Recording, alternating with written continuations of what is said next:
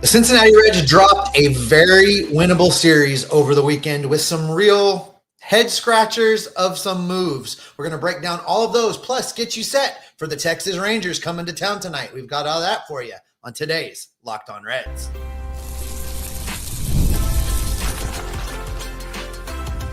You are Locked On Reds, your daily Cincinnati Reds podcast, part of the Locked On Podcast Network, your team every day.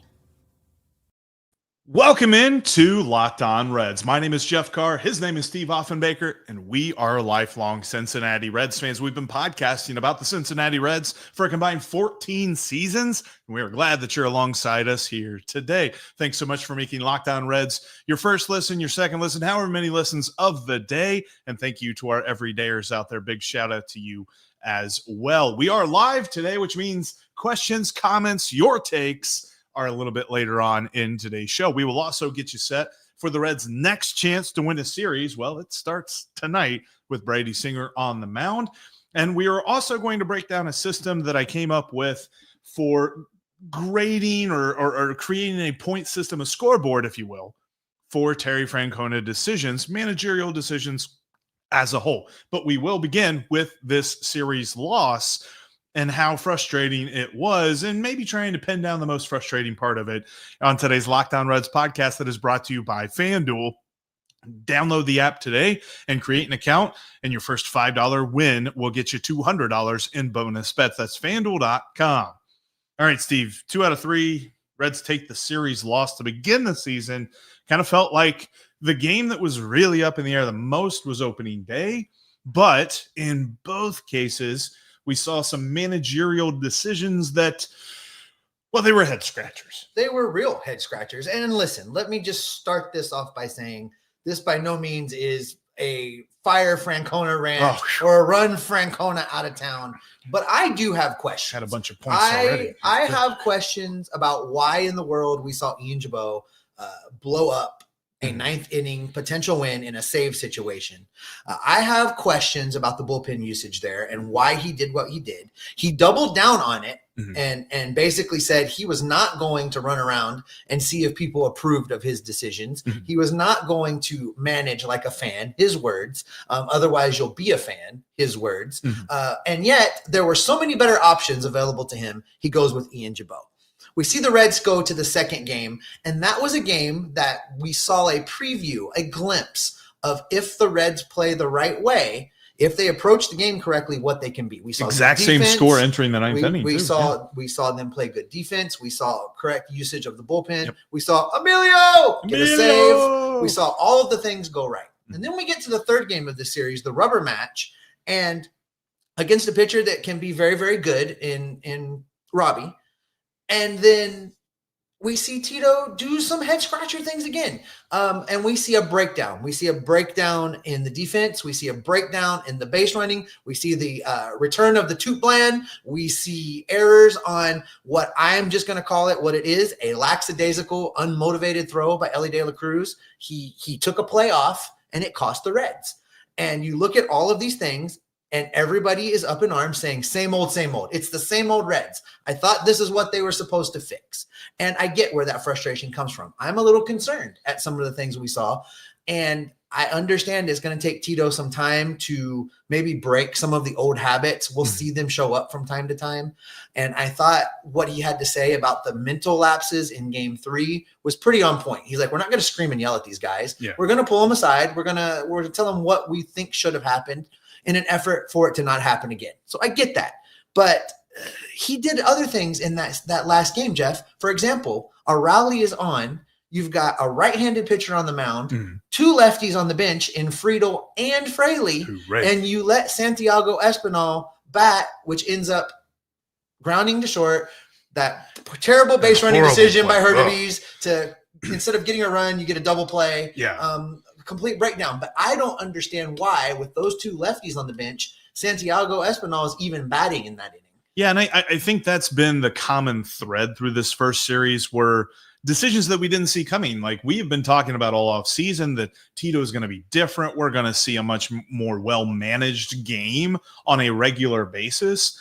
but we've seen plenty of things that we can question. Now, look, no manager is going to make every decision perfectly, but it does feel like 2 out of 3 games, that was the biggest question. I think the other part of this was we saw the dichotomy of what the Reds are. We saw 2024 on Sunday, and we saw what we hope is going to be 2025 on Saturday, albeit with a little bit more offense, more than 3 runs, but still the defense, the pitching, all of it seemed to be very on point on Saturday. But I never thought this team was going to be rid of its issues in the first series of the season. We're talking about a team that through 1 to 162 of 2024 was making the same mistakes. So there's a lot more than just a couple of errors or a couple of base running blunders that Terry Francona has to get rid of.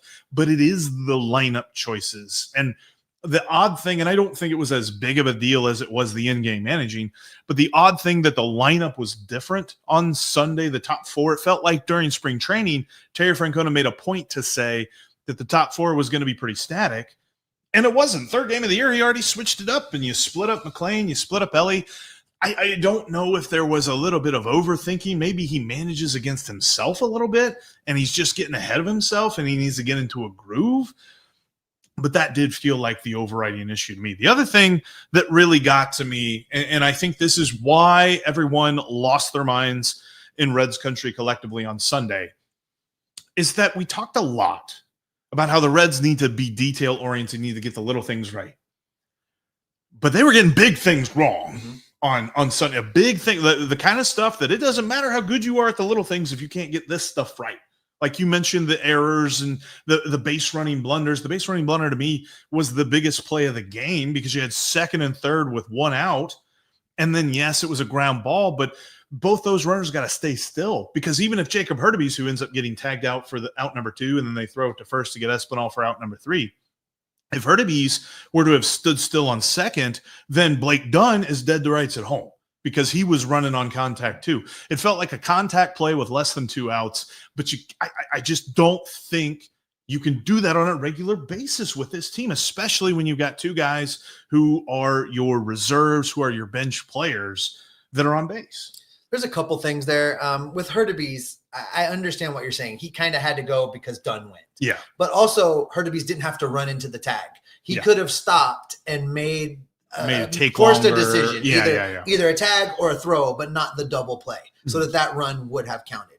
And then I go back to the Elly De La Cruz and to some extent CES error play. I feel like CES probably should have scooped that throw, but also CES should not have been in position to have to scoop that throw. It was not a rush throw. Elly had time, and it's that thing that Elly does sometimes. He got a little lackadaisical, and I feel like we're going to tell everybody, every opportunity that Elly does something great, we're going to tell you how great Elly is, and we're going to hype it up. But I feel like then we also owe it to everybody to call out when he does things like that. Elly has set himself to his own standard. He's told the manager he wants to be the best player in baseball. He said he wants to be held accountable. This is a moment I think he needed to be held accountable, and probably was after the game, that he basically took that play off, and it led to a series of events that allowed runs to score. And those are the kind of things the Reds can't afford. They have to eliminate those things. So Elly doesn't get to take a play off. He has to be the leader on the field. He has to be going 110% every play. And I know that's a lot to ask, but that's what he's asked to be. Right. And, me and you had a rather knockdown, drag-out argument about this beforehand. And quite frankly, I do concede that you are correct. We should have been recording. You guys would have loved that had we done that. But it was a legit scrap, you guys. I do think you are correct. He needs to be held to a different standard.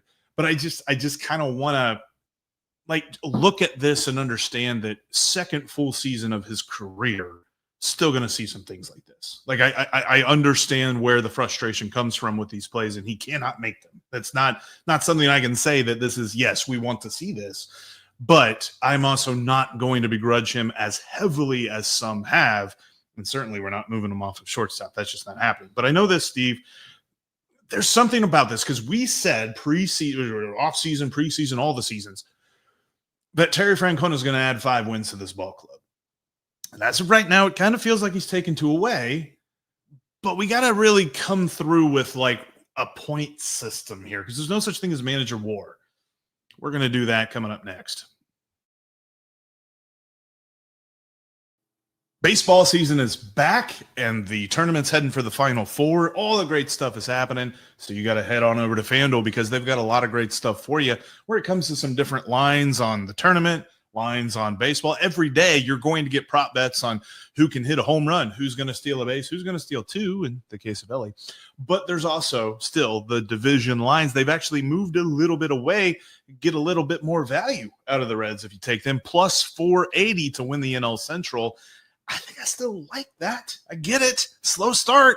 Patience is a key, and patience is definitely a key over on FanDuel. And if you create your account today, your first winning $5 wager can net you $200 in bonus bets. That's FanDuel.com. Download the app. Check out the website because FanDuel is the official sportsbook of Locked On.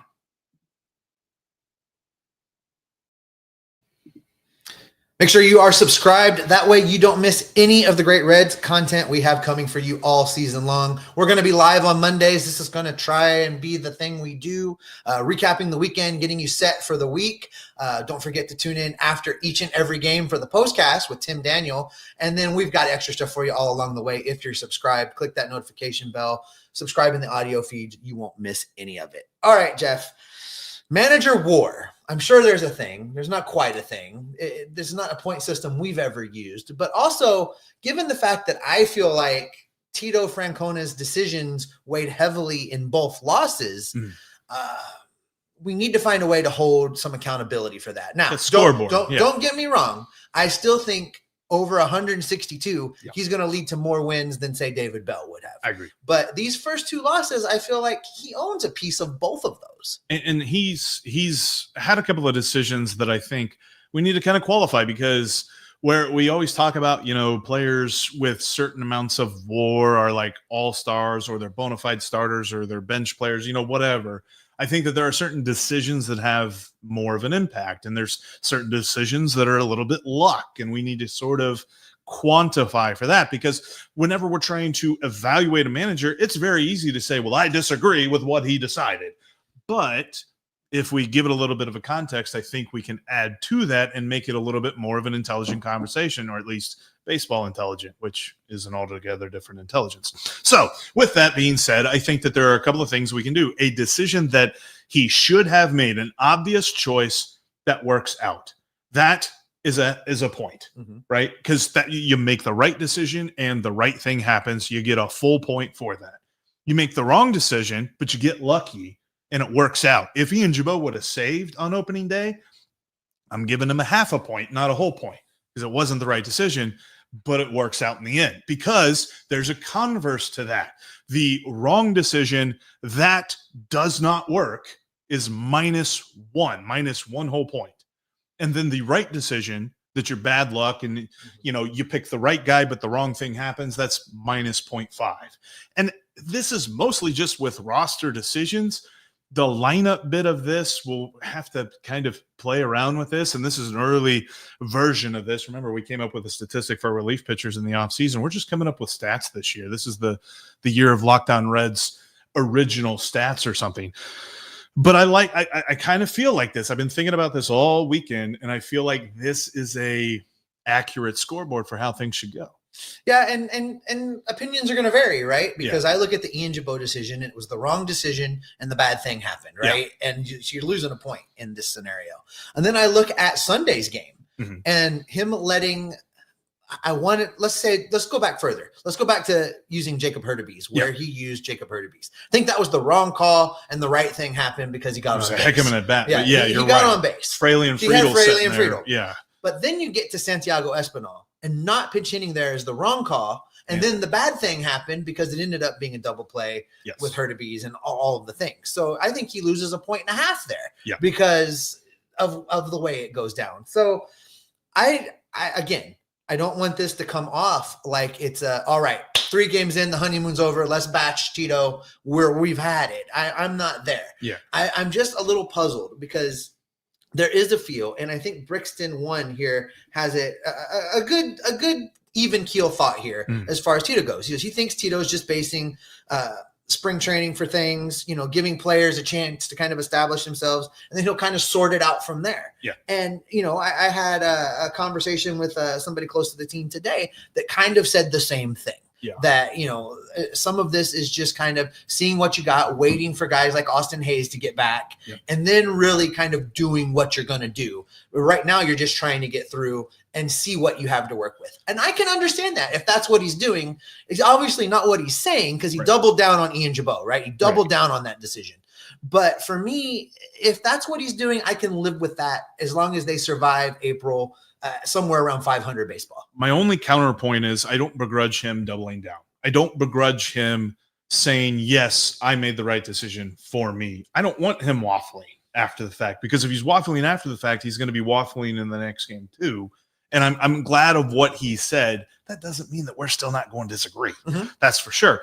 But I feel like the scoreboard's going to make it a little bit easier to talk about this, because yes, he lost 1.5 points on Sunday. He lost a point on Thursday, but he gained some points on Saturday. I mean, he made the right choices when it came to the bullpen. He made the right choices when it came to the lineup, which we'll figure out how that goes. But I like where he's at. And I think, like you said, over the course of 162, we're going to see this sort of normalize, because that's the big thing, right? Like 3 games in, and I put this into my calculator app. I don't know this off the top of my head. I'm not that good at math, but it's 1.85% of the season, Steve. We are less than 2%. Oh my God. Less than 2%.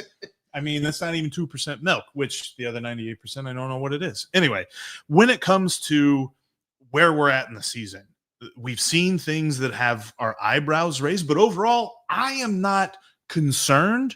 And I give the flip side of that. If the Reds were 2-1, I am not convinced that they are one way or another. I think that there's still plenty of time for them to fix what ails them, but there's also still plenty of time that we need to give for the things that have succeeded, which there are some things that have succeeded, to continue to play out and to continue to improve. There's a couple of good comments related to this conversation, Jeff, that we'll just work in real quick. Connor Webster says, I trust Tito to learn from his mistakes rather than Bell did. Yes, and I get that. And I want to follow that up with this, which is from Jason, who says, to be honest, Ian Jabot looked great on Sunday in the right situation. Yes, he pitched earlier in the game, less of a high leverage, right where he should have been. Yeah. And if he had used him that way on Thursday, no issue, and pushed everybody back one in the bullpen, we're probably talking about a 2-1 series win. Yeah. That's probably what we're talking about now. So I agree with both of those comments from you guys. You guys are on point in the comment section today. Well, and I 100% believe, because there's that quote, and I can't ever remember who came up with it, is that you win 50, you lose 50, and it's what you do with the other 62 that makes you a good or a bad team.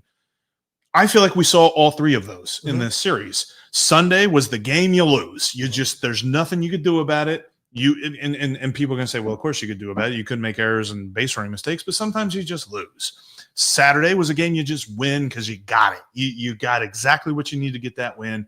Thursday was part of the 62. So I say that they're 0-1 in those 62 games. They got a game to make up, because that was a game that it looked like it was a toss-up, and they had a really good chance to win, and they ended up losing that game. So I think we saw one of each of the whole, you win 50, you lose 50, the other 62. They're 0-1 right now. And this is a good point from Paul. Paul Grice says, in Major League Baseball, if you score 3 runs a game, you win 1 out of 3. Yes, and you need to score you more were than making 3. this point last week that you feel like this team needs to score 4 to 5 runs a game, and they'll be okay. Yeah, I'd say over the course of the season, they need to average 4.5. And that's going to be the big question. That's what everybody's asking right now is, can this lineup do that? And especially with the 3 guys that they're missing right now, that's an even greater ask, because you need the top 4 of your lineup to be consistent and to be producing. And Elly wasn't the best. I mean, I know he had a single on Sunday, but that wasn't, the kind of pressure that you need to put on a guy like Robbie Ray. Robbie Ray looked like the guy who won the Cy Young, a couple of years ago for Toronto. So the Reds were making him look really good. And by the way, maybe we We just need to adopt. And whoever started the countdown needs a lot of credit here, but maybe we just need to make it a Cincinnati thing. As the pitch clock counts down, the entire stadium, whoever's in attendance, needs to be counting it down, because they were putting Robbie Ray on the ropes and he was getting uncomfortable. He was yelling. Like, that was kind of a good thing. Like, they turned a cruising performance that Robbie Ray was in to a couple of Reds runs. I love that happened spontaneously. That wasn't something that Mo Egger or Lance McAllister came up with. We didn't pitch it. Yeah. Nobody pre-organized that. Right. It just kind of naturally happened as a result, and I loved it. It clearly rattled Robbie Ray. And 100% rattled him. It was great. Yeah. I do want to say this when we're talking about Tito and the decision making and the things that have happened specific to the lineups. Tito said we're going to have a pretty static lineup. We're going to do this. He said all that when Austin Hayes was healthy. Yeah, he said all that when there was less platooning going on.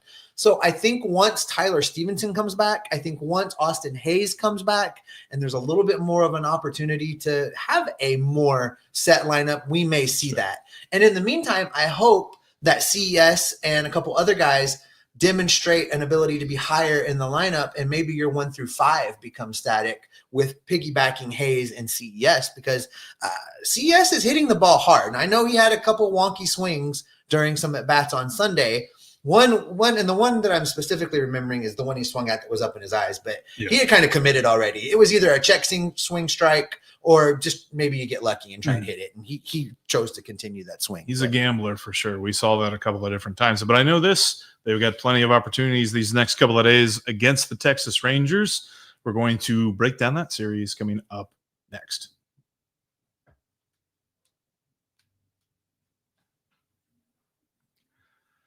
If you can't watch us on YouTube, you can listen to us on your favorite podcasting app. We're on all of them, so subscribe today.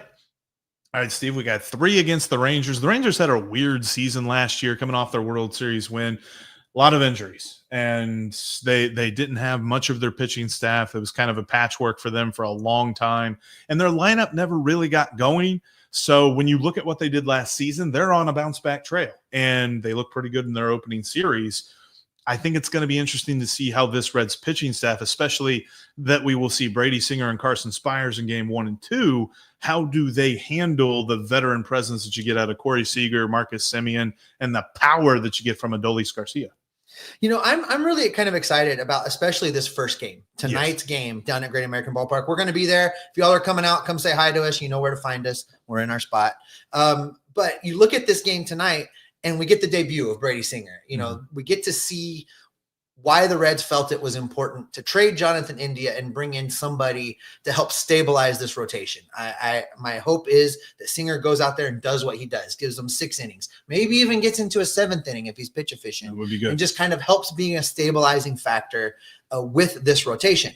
And then on the other side of things, if you're a fan of pitching, if you're a fan of solid young pitching, Rocker on the mound tonight for the Rangers is going to be a fun one to watch. If you just enjoy watching a guy throw some heat, this is your dude as a starter. He's going to be bringing the power, and I'm hoping that the Reds are up for the task, because with Brady Singer, I'm tempering my expectations.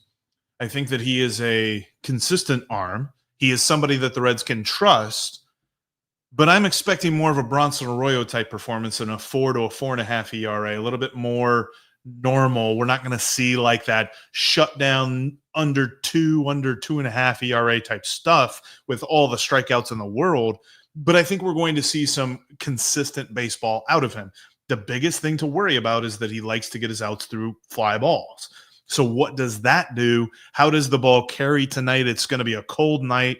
I'm going to be wearing a heavy jacket. I know that. I think it's like 44 at game time. So it's not going to be carrying a ton. Is he going to induce enough weak contact to get the Rangers out and to get out of the inning fast? That's going to be what's key for me, because this is especially the perfect scenario where I say the Reds lineup needs to average 4.5 runs, because I think that at some point we're going to see a couple of tough starts from Brady Singer, and how do the Reds manage that? I look around at what the Rangers bring to the table lineup-wise tonight, and they're off to a pretty good start. They're 3-1, and there are a couple guys just right out of the gate hitting the ball really, really really well. You look at what Adolis Garcia is doing, his OPS plus right now, okay, small sample size, but 306 right now. He in his 15, think that's going to continue? He probably not, but in his 15 plate appearances, he has delivered. And you look more. Tavares is at 140 OPS plus. Wyatt Langford 158 OPS plus. These guys have performed well right out of the gate. So Brady Singer is tasked with getting these guys off balance. He really has to get them off balance. He really has to get them uncomfortable and go deep into this game to kind of then allow the bullpen to do their thing and not be overtaxed. And I think Singer is kind of the perfect pitcher for that task right now, because it's not going to be, we saw from Hunter Green, we saw from Nick Lodolo, neither one of those guys came in and was really able to do what they do. They really had to work their way through that Giants Didn't lineup, quite have right? the breaking balls. I think that Singer is better suited for getting those guys off balance, kind of throwing them off what they're used to and just working his way through the progression. So I'm really kind of excited to see how he fares against this lineup tonight. And then the rest of the time, you're going to see Nathan Uvalde on Tuesday, and you're going to see Jack Leiter on Wednesday. Jack Leiter had a really good first start. Anybody else get triggered just at the mention of the name Leiter? Yeah. 1999 flashbacks. I'm hoping the Reds get revenge for that one. If you can you count it revenge? If they score a bunch on it? I'm going to count it. An insult to the family. I guess it works. I'm going to counter for that. That's going to be the first getaway day game for the Reds as they get out of here and go to Milwaukee, who, speaking of which, as we hit record, was getting their brains beat in already again. And it's not because they're facing a team with different bats. Go figure. But I'm looking for the Reds to take 2 out of 3 in this. I feel like we've got a good shot, especially with Singer and Green on the mound. Spires is kind of a toss-up for me. He's been good in some cases, and he's been real bad in some cases. So I don't know who we're going to get in game 2. It feels like the bookends need to be wins for the Reds. That seems fair. Sweeps are hard to ask for. Yeah. I really feel like the Reds need to win this series. Let's not lose 2 series Get back to 500. Kind of feeling good about things. Yeah, give me a 3-3 as you head on your first road trip. And speaking of which, thank you for joining us on today's live edition. We will take some questions and some comments now. We've got a bunch of folks down in the comments section want to get into some thoughts that people have. And quickly, as we pull up our first one, Stuart Fairchild, no longer in the organization. The Reds have traded him. He is an Atlanta Brave, coming back as our favorite left-hander relief pitcher cash consideration. So we love that. Looking cash forward to how that's consideration. going to contribute. Yeah. So if you have something in the chat that you want us to address, circle it back around instead of us scrolling back. I'll try and get it in there. William House, we're going to start off with Mr. Positivity, I guess we're going to call him, because Singer is going to pitch a no-hitter. I'll take that. I don't know, but I'll take it. Could definitely love the cut fastball that he developed over the offseason and through spring training. I don't know if that equals no-hitter, but hey, I'll take it. All right, let's get into a few of these. I say that. Here we go from Ron. He says, fellas, I get that there's been some uncertainty still, but can we get into mid-May before we overly panic? I don't think we're overly panicking. No. I certainly some of what we've seen, especially online over the last 2 days, has been a bit of extra panic for sure. But I feel like right now we're asking appropriate questions. Yes. We heard from Tito what his expectations were, what he was going to do, play the game the right way, hold people accountable, going to do certain things. And then we get into this first series and we see some things that go actually against that. Mm-hmm. And I think we are kind of obligated to call those out, but also I understand that it may take Tito some time to break some habits, and you can't necessarily do that in Goodyear in spring when guys are on pre-programmed amount of innings, only getting a couple at bats, and then they're out of the dugout heading back to the backfields to do things. You can't necessarily break all those habits all at once, but I feel like if we're going to say we're going to hold the players accountable, we do have to hold this manager accountable. And that by no means says that we're disappointed that he's here or we think that a mistake was made. He just needs to be accountable as well. I think we're doing the thing that infuriates just about everybody. We are not completely negative and thinking that this means that the season is over and the Reds aren't going to get where we expect them to go. But we're also not ignoring anything. And we're not saying that, yes, everything is sunshine and roses and puppies and unicorns, and saying that there's nothing wrong. I think that we are asking the questions while saying that we are patient enough to wait for the answers. The answers are not going to come in the first 3 games. They're not going to come tonight. It's going to take a little bit of time. And I think that at the end of that time, we will be where we want to be. It's just right now, focusing on where the Reds are and where they could be means that you have to ask some tough questions. Let's get into this. Oops, I double-clicked it twice. Sorry. This from Mike says the best defensive lineup has Espinal at third and when Hayes is back in left field. What do you? I continue to think that. I think the tough part is the DH spot. Can you put Candelario there and keep Steer out of the lineup? I think right now that's worth considering because I don't know if you had seen this. I know we had mentioned this in prep. Charlie Goldsmith had a thread of tweets where he was talking about some bat tracking information from Baseball Savant, one of our favorite websites. And Baseball Savant said that the average swing speed from Spencer Steer right now is well below league average. League average is like around 70, and he's at 68.5. So he's much slower than normal. And I don't think that I needed a number to know that. Like, you can watch him at the plate, and you can just tell that something's off. And I get that with the Reds not having Stevenson, not having Hayes in the lineup, and there for them, they don't really have Steer either, although he's on the field. And I think there needs to be some consideration given to moving Candelario to DH and moving Espinal to third, because quite frankly, Steve, I would much rather see him in the infield than the outfield. That's for sure. While we're talking about the injuries, injury updates being asked for, Ty Stephen Hayes. Ty Steve is having another MRI on Monday the 7th. He says he feels better. Tito says he's made a lot of progress. Mm-hmm. They're doing another MRI on Monday the 7th, and they will go from there. As far as Hayes goes, he's still on track and is projected to join the team at the next homestand. So get through this Ranger series, they go on the road. When they come back, their expectation is that Hayes will be activated then. And I'm fine with that. That's the hardest part about the beginning of the season, because you want your team to be 100% from the word go. But a lot of teams aren't. The Reds aren't the only ones that are having this problem. There's still plenty of teams that are without their full everyday 9, really, as it were. So I think that this will be good. I don't see any of the timelines and worry. The only guy that I'm worried about is Spencer Steer, because I feel like even though he has begun throwing and he's really talked about how the rehab has helped him get rid of some bad habits, I wonder if he's 100% right now. And if he's not 100% now and you continue to play, that doesn't mean that he's going to get to 100% while he's playing. Let's go to this from Adrian. Will Benson call up soon? And I've seen some of the people on the onlines talking about this. Will Benson's hitting something like 500 right now. It's very early.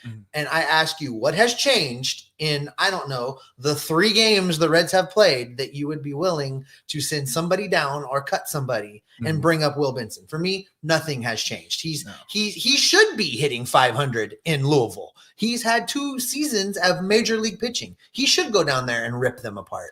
I don't know that there's anything he can do stats-wise in Louisville that's going to make me say, oh, you got to get him up here. It's going to be much more of a somebody up here gets nicked, he comes up and then refuses to give up the spot. That's the only time I'm going to believe it. I need to see him continue what he's doing now, have a somewhat decent strikeout rate, and then we're probably talking about an injury. Or if one of Jacob Hurtubise or Jake Fraley just cannot hack it, and they're not going to make that decision the first week of the season, they might not make that decision for the first 2 or 3 weeks of the season, because those guys' talent, I think we've seen it from both those guys. So that's going to be the only way he gets called up. They're not going to send them Blake Dunn and call him up. They're not going to get rid of a right-hander in the lineup. It's going to be a lefty, or it's going to be an injury that gets Will Benson back to the majors. This is from our buddy Josh. He says he thinks the reason that a lot of people feel upset about Tito's early decisions is because this is the Reds' last hope. If they don't win in this window with this manager and with these players, are they ever going to win, basically? It's a good question. It's a good observation. The window closing, not closing? No, I just think it's still opening. It's still opening, right? This isn't 2013. Remember, 2013, it felt like the window was closing. And they just barely make the wild card, and things go downhill from there. Johnny Cueto drops a ball in the mound in Pittsburgh.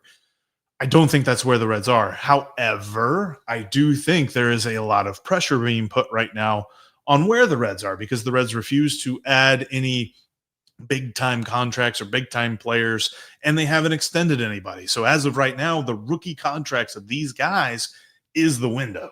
as much as Nick Kroll wants to say that he doesn't want there to be windows, he wants to be a consistently competitive team. Right now they aren't. And when will they get there? How will they get here? I still believe that it's with Tito. But yeah, I do agree there with the comment that it's like, yes, this is why everybody is so quick to judge, even though this is not a sport that you can be quick to judge in. It's the hardest part about baseball. You cannot apply football mentality to baseball. You have to give it a lot more leeway. This from Tyler. If they don't win in April, the season is over. Now, what does win in April mean? We've been around for a lot of times where this team is out of it by the end of April. Yeah. 3-18 Aprils. We all remember those. Yeah. What do they have to do in April? What does winning in April mean? I think be 500 heading into May. Around if they're 500-ish, give or plus or minus 1 or 2, if they're in that neighborhood, the season's just getting going. Yeah. And they just can't go 3-18. That's the mark of any team, is that can you hang around 500 and then get hot? Because that's how you make the playoffs. Because every team has a period of the season where they are hot, where everything's clicking, where everybody's hitting, everybody's pitching, everybody's catching, all of that stuff. That's what they've got to do. They just can't. I mean, yeah, losing in April, like a 3-18 type month, yeah, you ain't doing that. You ain't doing anything with that. But I don't think we're there. I don't think this team gets steamrolled. I also don't know if this team is going to be quick enough to flip that script and go 18-3. I think that's like a kind of month that we're looking for in like June or July. This from Adrian, following up on something you just said. Would you rather have Lux or Santiago Espinal in the outfield starting a game? Lux? I mean, if it's a right-hander on the mound. I thought it was interesting that Lux faced the lefty.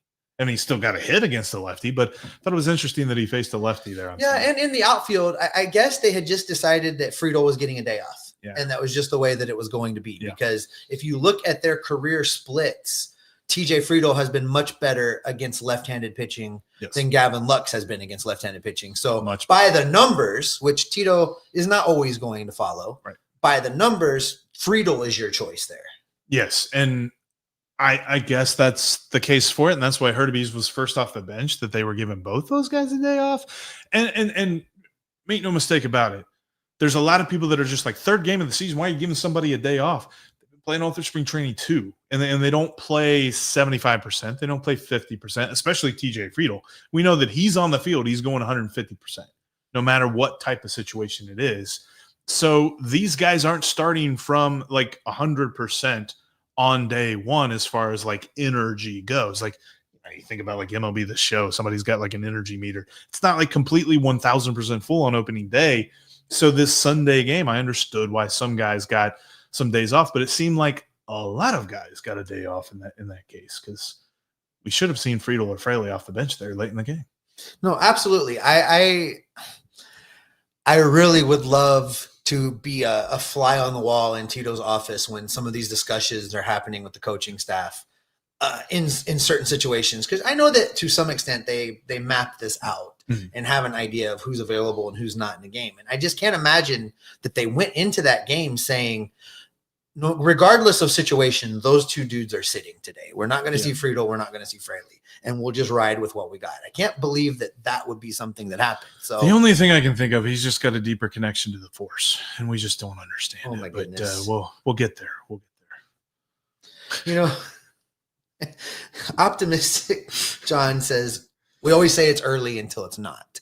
Well, it's early. And it's early. And, you know, followed up by, you know, then all of a sudden we look around and it's August, right? You know, this is what the chat's saying right now.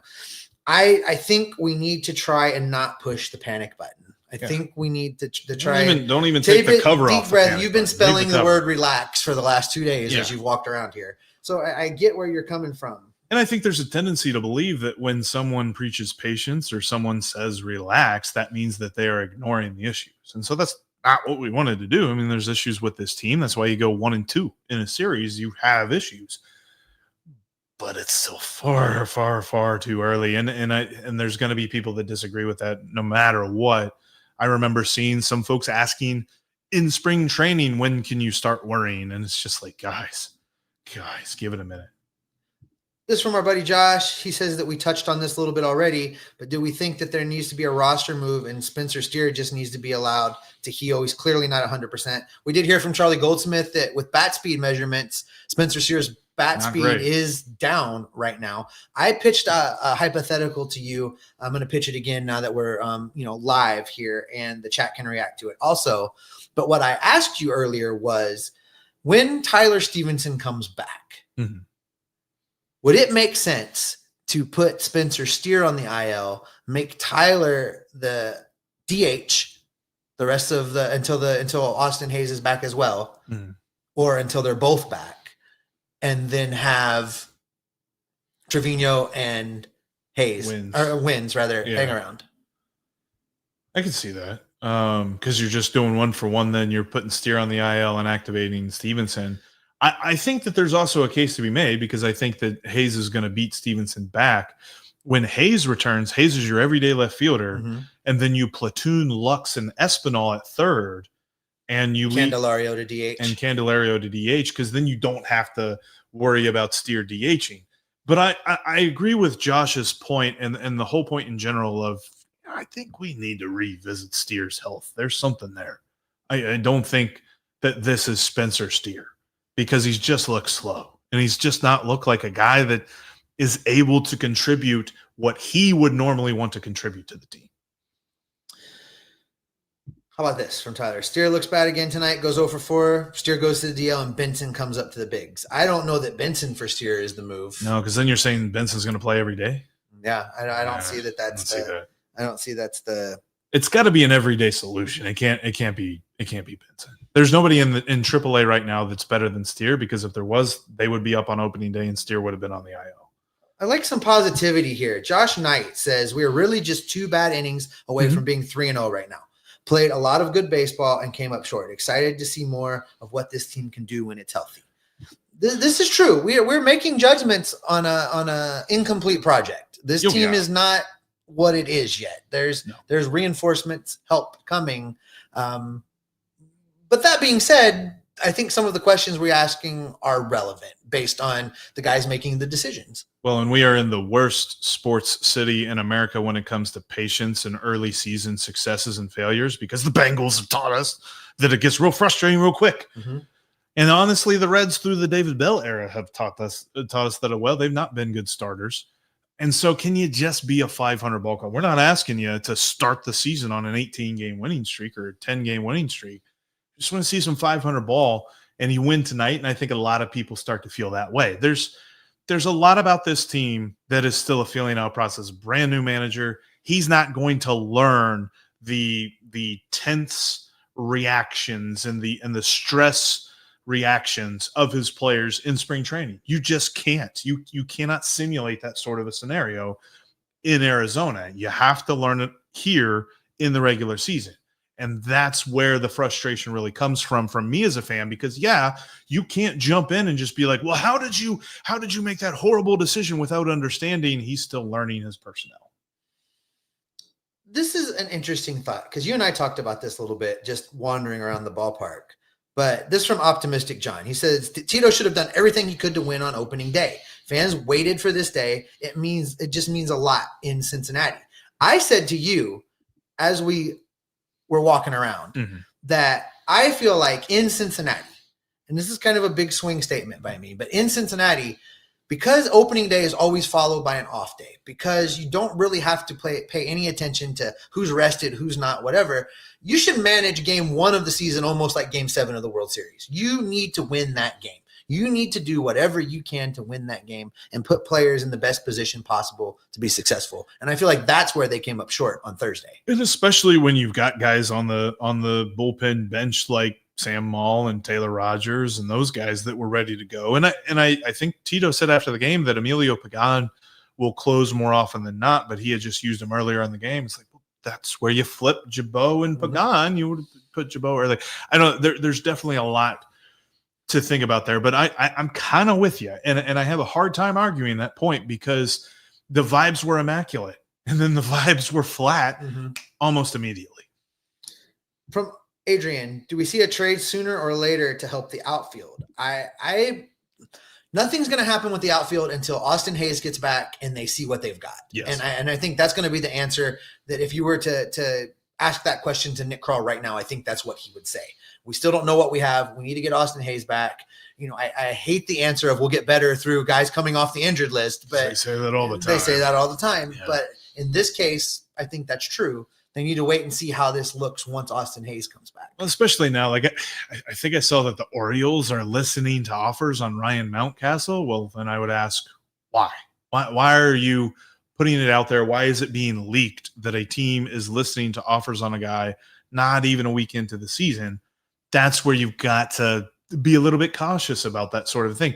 Plus, I've seen some questions about, could Ryan Mountcastle be the answer in the outfield? He hadn't played the outfield in like 3 years. So I do not think that at all.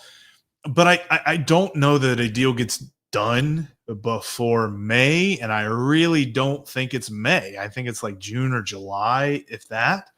They definitely have some players that they could deal. But who's looking for prospects? Because that's where they ran into the problem this offseason, is that everybody wanted Major League talent for Major League talent. Can they find that trade partner that is out of it enough that wants to trade for prospects? Because that's what the Reds have to offer. There is no Major League surplus on this team to deal from. And then what prospects are you actually willing to part ways with? Yeah. At this point, are you ready to trade Chase Petty? Are you ready to trade Chase Burns? No. Can we talk about Edwin Arroyo? Maybe. Yeah. But it's really like which marquee prospects are you willing to trade away right now, especially with the pitching prospects being so close, which leads us into the next question, which is, do we see Chase Burns making it to the bigs this year? If we see Chase Burns in the majors this year, I think a lot of things went wrong. Yeah, a lot of things went wrong at the Major League level, especially with like injuries and stuff like that, because he's definitely got a ton of talent and he could definitely make his case known to the majors. But at the same time, he's going to begin the minor leagues at Dayton, I think I saw is what the announcement was. So he's not even beginning the majors at AA. And although everybody likes to point out Luis Castillo made the jump from Chattanooga, or I think it was Chattanooga back then, or maybe it was Pensacola. I forget the difference there. But he made the jump from AA to the majors. You got to be real good to be Luis Castillo. We all know that. So could Chase Burns do it? Maybe, but more likely than not, they're going to let him have a much more filled out season going through the minor leagues and making sure that everything is adjusted accordingly. We're going to get into a few more of these. While I'm thinking about it, though, we've met so many of the everydayers out of the ballpark this weekend. You guys were coming out of the woodwork, and it's great. Love talking with all you guys. We got to see – I see Mr. E in the chat. I spent a long time talking with him out at the bow tie the other day. I don't know if you remember Chris and Harrison, father-son. Yes. Harrison, Yes. if you recall, last opening day, cleaned house on the trivia and won a bunch of baseball cards when we were over at Moorline. Saw him again this weekend. He's a lot taller than he was last time. We're watching the fan base is growing up around us, Jeff. It's got to be the Skyline ice Such cream. a good time talking to people and meeting people and just enjoy it so much. So keep doing that. You see us out at the ballpark, come up and say hi. I love talking baseball with everybody. So keep doing that.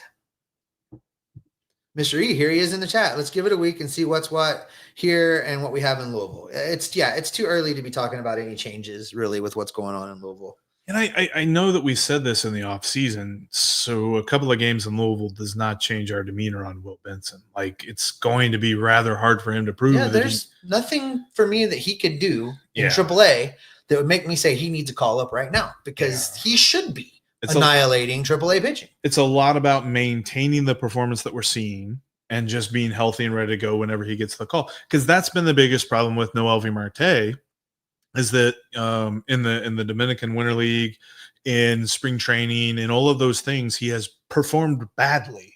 So not even in those cases is he proving that he needs to be up here, because you really don't get that chance to prove that you're a major leaguer until you're in the major leagues. You cannot. There's nothing that can prove that he is ready for everyday major league play without facing major league pitching. Here's something we haven't talked about, not necessarily Reds related, but why not? It's fun. We need the Yankees' new bats. Look, you and I have gone back and forth on this. If these bats conform to all the current rules, and they're not synthetic or composite, there's just like a different way that they have machined the wood, good on the Yankees for figuring out how to do that. And by the way, Aaron Judge, 4 home runs, first 3 games, first time it's ever happened in Yankees franchise history, which is saying something. He's not using those bats. He's still using his regular bat. Yeah. So maybe, and if you look at what Milwaukee was doing today before we started recording, maybe Milwaukee's just that bad. Fingers crossed. Hopefully. I would love to see that. I know too, there was a picture, and I'm trying to remember the account that shared it. I want to say it was a baseball history account, obviously, but no. It was Mike Petrello from MLB Network. Petrello. I think I butchered that. Anyway, a reporter for MLB Network shared an old picture of former Red great Heine Groh and his bat that he used, which was hilarious looking for back in the day. There's all sorts of examples of people using differing bats that conformed to the rules of baseball bats. In fact, as our friends over at Locked On Yankees, Stacy and Brian, were talking about on their show today, there's been other players on other teams that have used the torpedo bats, as what they're calling them. It's not as if the Yankees came up with something that nobody's ever done. It's just this physicist that they had come in and do this made them better. And as they said, and as everybody will love to know that a Yankees fan said this, nobody cared about it till the Yankees did it. So as much as I hate to disagree with that, it's hard to disagree with that. No, it's if we did that, would anybody have? Would this be a national story if the Reds used those bats? Probably not. I don't think so. I mean, although Elly made national news with the thingy bobber on the bottom of the bat, true. So I don't know. But Washington made such a big deal about it. I don't know. It's a hard one to say, but still, that'd be kind of fun. Get our own physicist in here and figure out how to make some space bats. Right. Oh, let's see what else you guys got for us. We're getting close to the hour mark here. Let's try and take a few more.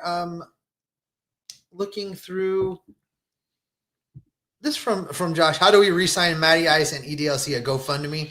Boy, that's going to be in a big check. Well, big check. Well, but the good news about the first half of that question is that Matt McLain dropped Scott Boras. He's with that's the first step. The Vayner. I'm trying to remember the name of the group. The Vayner Group is what I think the name of the agency is called now. I don't necessarily know that means that the Reds are going to get him for like $1, but he now seems at least a little bit more likely to negotiate a contract extension before it's time for him to hit free agency. I still don't think Elly does it. I think Scott Boras stays away from. We know the answer to that already. Yeah, Scott Boras is not going to look. The Reds are going to try, and I really hope they do. I know we haven't heard any reports just yet, but I believe that the Reds will actually try to talk to Scott Boras, and Scott Boras is going to be like, "No number, who dis?"